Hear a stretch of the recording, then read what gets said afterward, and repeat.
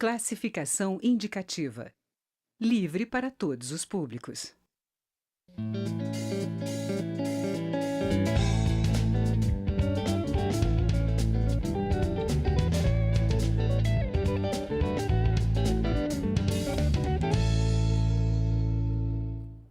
Olá.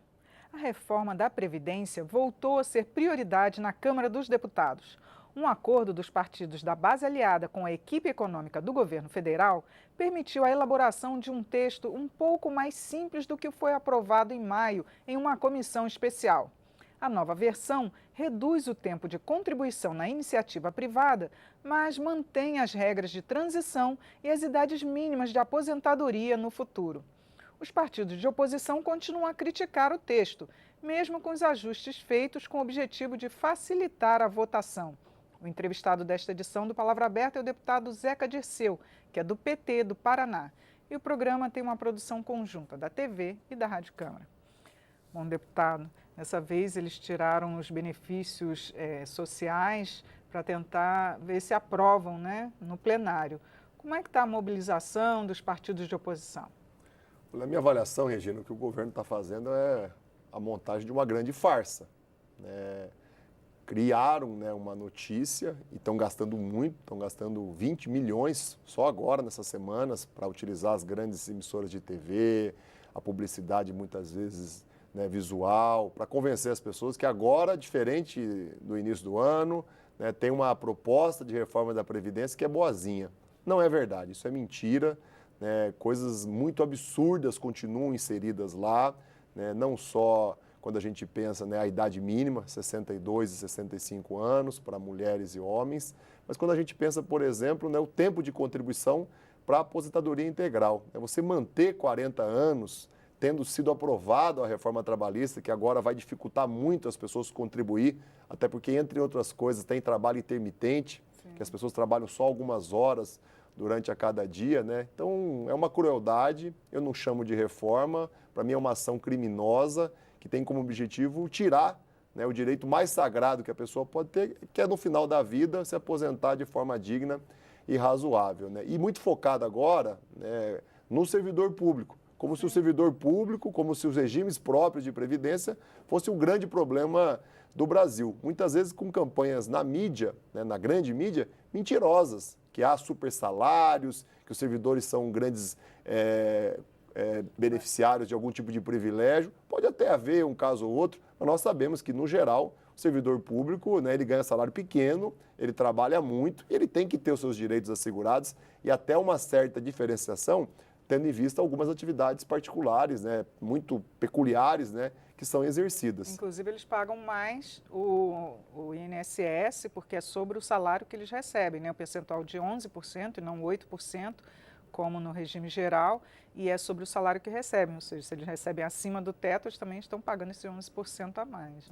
Exatamente. Houve, de fato, um ajuste que é positivo em relação ao benefício da prestação continuada, houve uma pequena facilitação para quem está trabalhando no meio rural, mas fora isso, é a mesma proposta de reforma da Previdência que já foi rejeitada aqui pela Casa, pelo menos do ponto de vista da opinião dos parlamentares, tanto é que não houve votação em plenário, não houve acordo para votar aquele texto, porque ele era absurdo, ele era equivocado. E é a mesma proposta de reforma da Previdência que foi derrotada nas ruas.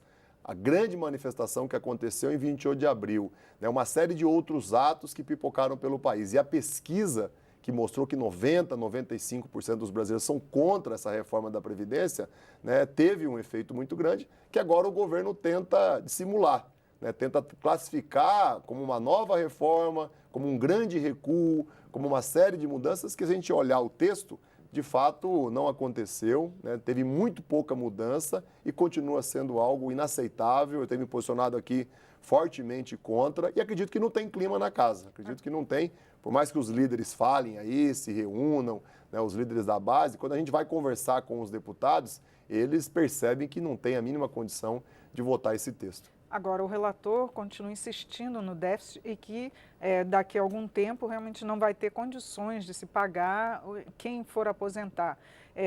Como é que pode ser rebatido, se for o caso, essa tese? Porque eles falam, inclusive, que dentro da Seguridade Social tem a previdência, né? Tem assistência social e que as pessoas aí, eles teriam que deixar de repassar para esses setores, para cobrir a previdência. Em relação a esse argumento de déficit, o próprio governo reconhece que ele não existe e que ele era uma farsa quando ele muda a própria campanha publicitária, né? Lá no início do ano se falava muito em déficit, toda a campanha publicitária era alicerçada nisso. Hoje, quando a gente vê a propaganda do governo, ele já não fala mais em déficit, ele fala agora em privilégios, ele fala agora numa reforma da Previdência paliativa, numa reforma da Previdência mais suave, o que, como eu disse aqui, não é verdade. E a CPI, né, que foi feita e que o Senado emitiu um relatório, ela foi muito clara, né? Quando a gente olha o bolo todo da Previdência Social do país, e é assim que tem que ser olhado, né? O Brasil, mesmo estando num momento atípico de desemprego, de pouco crescimento ou nenhum crescimento da economia, o Brasil não tem déficit, né? O problema é que o governo tentou lá no passado, não conseguiu e agora até desistiu disso, né? Mostrar todas as despesas e mostrar apenas uma receita, e é claro que nós vamos ter déficit, né? Na ótica, né, na matemática que o governo vinha fazendo. A Previdência Social não é o grande problema do país. Eu estou lá na Comissão de Orçamento, nós estamos discutindo agora a proposta de 2018. Quando a gente abre ali o que são as despesas do governo para 2018, o próprio governo reconhece que 51%, quase 51%, é para amortização e para pagamento de juros da dívida. Eu propus uma emenda à Comissão de Orçamento para que a gente fizesse a auditoria da dívida pública, né? O relator, de pronto, rejeitou, orientado, né, pela liderança do governo. Então, o Brasil tem outras maneiras de equilibrar suas finanças, as receitas, as despesas, né, olhar com mais critério a dívida pública, alterar a política de juros, com certeza daria uma folga, né, de despesas para o governo muito maior do que mexer no direito mais sagrado de qualquer brasileiro e brasileira, que é a aposentadoria. E tem inclusive também a DRU, a desvinculação das receitas da União, que também retira parte desses recursos da Previdência. 30%, né? Um valor muito alto, né? Que o governo depois faz o que bem entende, né? Aquele dinheiro acaba não sendo colocado novamente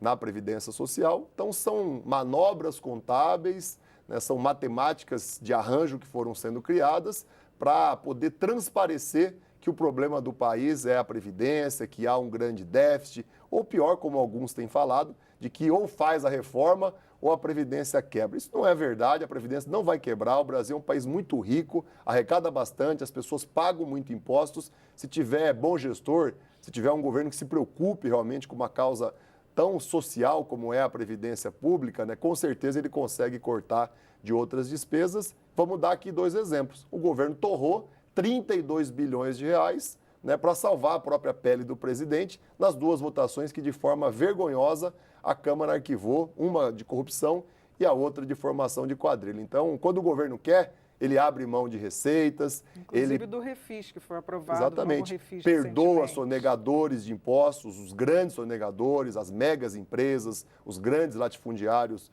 do país, né? Então, não é justo que dê o perdão, né, de dívida, de sonegação de impostos para os grandes e agora chegue nos pequenos, em especial no servidor público, para ele pagar a conta, para ele abrir mão de um direito que ele adquiriu lutando 10, 20, 30 anos. Dia 5 de dezembro, tem uma grande mobilização convocada. Nós que somos da oposição, vamos participar ativamente ao lado dos sindicatos, das entidades organizadas, e a gente espera a adesão da população, porque o que fez ser barrada aquela primeira tentativa de reforma da Previdência aqui na Câmara foram os atos, em especial a greve geral do dia 28 de abril. Espero que agora, dia 5 de dezembro, a população de novo mostre a sua indignação, dialogue com os deputados e deputadas e a gente enterre esse assunto por vez, não só nesse ano, mas também no ano que vem. Agora, deputado, o relator ele está insistindo nessa idade mínima, dizendo que não abre mão, mas de uma forma gradativa, não seria logo agora assim que ela fosse aprovada, né? Até chegar aos 65 e 62 para mulheres. Isso não vai facilitar a aprovação e o apoio da base e também de alguns outros parlamentares a essa reforma aqui no Congresso? Acho que esse detalhe é algo muito paliativo, né? Não muda a essência da reforma, né? Não deixa de ser uma retirada de direitos. Que é o que assim. eles estão defendendo mais centrados agora, pelo menos, definir a idade mínima para aposentadoria, né? Eu acho que o Brasil já tem, né, uma idade mínima que é razoável, né? Quando a gente compara com outros países. Não é verdade que aqui tem um grande privilégio, não tem. Em outros países, aqui na América Latina, na Europa, a idade mínima menor que no Brasil. Como eu falei, eu acho que a Câmara dos Deputados, o próprio governo, tem condições de se ocupar com outras tarefas para aumentar receitas, para diminuir despesas. Não é na Previdência Social que a gente vai dar o pulo do gato para resolver os problemas do país, porque não é justo. Pode até ser viável, pode até ser razoável, mas não é justo. E outra coisa, quem está propondo, que legitimidade tem? Um presidente da República que se aposentou com 54, 55 anos e ganha 30 mil reais. Isso é uma vergonha, isso é ridículo, não tem legitimidade nenhuma. Pela sua condição de aposentado, né, muito jovem, precoce, com um grande salário, e por ser um presidente ilegítimo, que não foi votado, que venha às eleições no ano que vem, que cada candidato apresente a sua proposta de ajuste, né, na previdência pública do país e que a população escolha que modelo quer. E que os deputados também possam, no ano que vem, durante as eleições, ir junto à população e explicar por que defendem isso, por que defendem aquilo. Eu sou radicalmente contra, vou sustentar isso ano que vem durante as eleições, quero ter novamente um mandato para poder vir aqui e fazer valer isso. Então eu acho que o ano que vem é o ano do grande debate que o país pode fazer de forma democrática e não de forma ilegítima, golpista, como esse governo faz hoje, inclusive mentindo na televisão e torrando 20 milhões de reais em 2, 3 semanas. Tá certo, deputado. Muito obrigado por seus esclarecimentos aqui no programa. Que agradeço, Regina. Obrigado a você. Eu conversei sobre a reforma da Previdência com o deputado Zeca Dirceu, que é do PT do Paraná. Assista esta e outras edições em nosso site, câmara.leg.br/palavra aberta. Eu sou Regina Assunção e agradeço a sua audiência. Até a próxima.